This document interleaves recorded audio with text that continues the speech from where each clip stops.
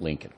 Joining us now from Washington, Matthew Continetti, the editor-in-chief of freebeacon.com, a conservative website. All right, now, I think the net is a growing problem in the sense that it is an easy vehicle to put out false information. And a lot of this is personal, because I'm attacked every day by left-wing websites, every day.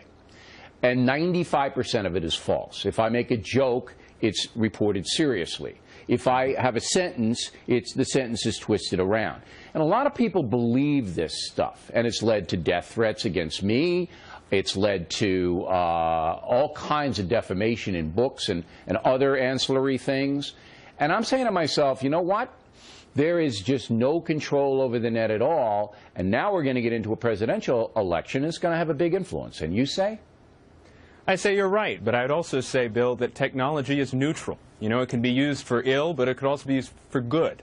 And I think just as many times that we have false stories, we can also put out the facts. And so we use the same medium, the Internet or social media, Twitter and Facebook, to say, no, but you're not telling the truth. But people don't know. Look, this Abraham Lincoln thing is the best example, and I could have given you 100. Right. This thing is all over the place, that Abraham Lincoln said this, and of course it stacks up negatively against Barack Obama. And people believe it because they want to believe it. They want to believe it. They don't check it out, and it's not easy to check. We did it, but we're professionals. It's not easy to check.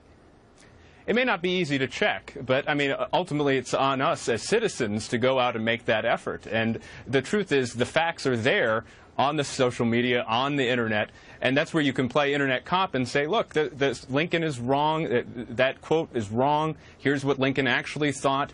I mean, it's not a question of the technology, it's a question of what use people are putting it to, and that's where sites like Free Beacon or Breitbart or any of these other sites play a constructive role, because they can actually check other places. Let me challenge you on Breitbart. Okay? Right. And I respected Breitbart. I mean, you know, and we condolences to his family and all of those things, prayers to his family.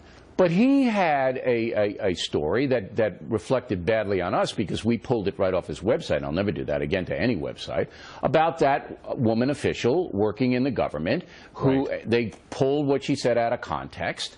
And, you know, and it made me look stupid. It made the woman, you know, file a lawsuit. And again, I didn't check it. It was my fault, 100% my fault.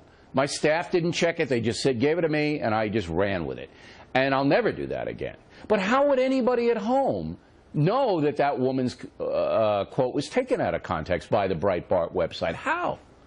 Well, it was other websites, I think liberal websites in those cases, that said, no, this was selectively edited. But, I mean, it's not just Breitbart, right? I mean, without blogs, you would have had the Rathergate story, right, when 60 Minutes published the National Guard fake documents about Bush back in '04. That would have been allowed to go unchecked. So there's another case where actually the Internet was put to good use by fact-checking false material, and otherwise Rather would still be on the air. And I understand that. You can make a case in the Lewinsky situation that it was Matt Drudge that brought that out, and then that you can make a case that the straight media covered up for JFK and didn't report the truth about Vietnam. John Edwards is another one. John Edwards, but we were on Edwards. It's a complicated matter, but I think as more and more people now get in and control their blogs with no supervision at all, none. Who's your boss? Who do you answer to? Well, I have my bosses. I have the chairman of the Center for American Freedom, Michael Goldfarb, the president, Aaron Harrison. But ultimately, as the editor, I make the decisions about what goes on the website. You can pretty much do what you want, Mr. Continetti. You can do what you want. And I love every second of it, Bill. But at the end of the day, I have a set of journalistic principles. The important thing is it's factual. And that's why we are journalists. We want the facts. One last question. What percentage of Internet guys like you do you believe are responsible and really looking for the truth? 99.9%. Oh, come on. Come on. Media Matters. I'm sticking with it. Media Matters, Gawker, all of the... Come on. For every one of them, there's someone like me. And that's why the Internet's the place to be. Then it would be 50%, not 99%. I guess you're better at math than I am. You're right. 50%. All right, Mr. Continetti. I'm not going to mock you. We appreciate you coming on. Thank you.